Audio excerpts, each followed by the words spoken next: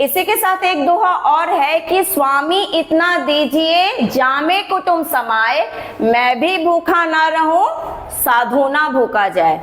इसका अर्थ है, कबीर के अनुसार इसका अर्थ है कि हम लोग को ईश्वर से हर एक दिन प्रार्थना करनी चाहिए। हमें ईश्वर से हर एक दिन, बहुत लोगों के मुझ से आप लोगों ने सुना होगा कि मेरे पास ये नहीं है, मेरे पास वो नहीं है, अरे हमको बड़ा मकान चाहिए, काश मेरे पास एक गाड़ी भी होनी चाहिए, अरे मेरे पास ढंग का बिजनेस नहीं है, ढंग का जॉब नहीं है। मीन्स दिन भर रोने की आदत। जितना भगवान ने दिया है उससे तो कभी संतुष्टि नहीं रहना है, 30 दिन बस और चाहिए और चाहिए। तो उनसे क्या होता है ना, भगवान भी इरिटेट हो जाता है, भगवान भी परेशान हो जाता है, यार जितना देते जाओ जितना देते जाओ, इसको तो लालच ही खत्म नहीं होता है। तो हमें सुबह उठ करके ईश्वर से हर एक दिन एक प्रार्थना करनी चाहिए कि ईश्वर बस मुझे इतना दीजिए, मुझे बस इतना ही चाहिए कि अगर मेरे घर कोई भी आता है तो मुझे उन्हें घर के बाहर ना निकालना पड़े, जस्ट बिकॉज मेरे घर में जगह नहीं है।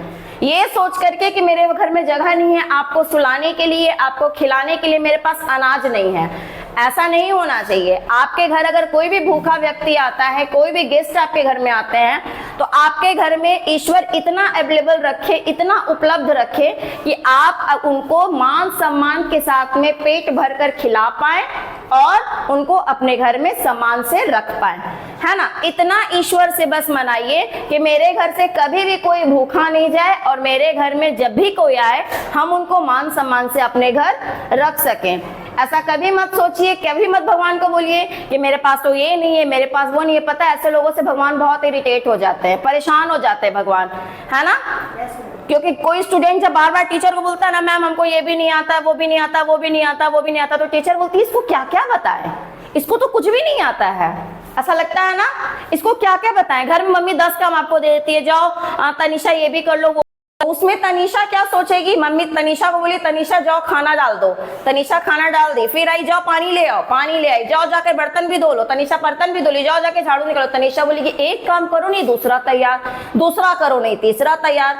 ऐसे ही पता है भगवान भी परेशान हो जाते हैं इंसान से कि यार इसको घर चाहिए था, घर दे दिया, अब इसको गाड़ी चाहिए, अब इसको गाड़ी भी दे देंगे, कल इसको तुरंत में कुछ और भी चाहिए, फिर इसको ज्वेलरी भी चाहिए, है ना। तो भगवान को परेशान इतना नहीं करना है ना। लिमिटेड चीज मांगिए, जरूरत की चीजें मांगिए और भगवान से यही बोलिए कि भगवान इतना ही दीजिए कि मेरे घर में कोई आए तो हम मान सम्मान के साथ उनका स्वागत कर पाए, उनका पेट भर पाए, ताकि जब मेरे घर से कोई बाहर निकले तो उसका पेट खाली नहीं होना चाहिए, है ना।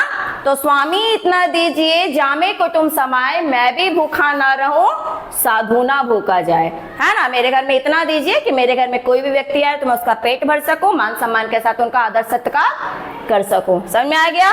तो ये दोहे का अर्थ आप लोगों को एकदम अच्छे से याद रखना है, एक्सप्लेन कर चुके हैं। कल के क्लास में आप लोगों से ओरल लिया जाएगा, ठीक है। ओरल रिटन कुछ भी लिया जा सकता है, ये सरप्राइज टेस्ट है।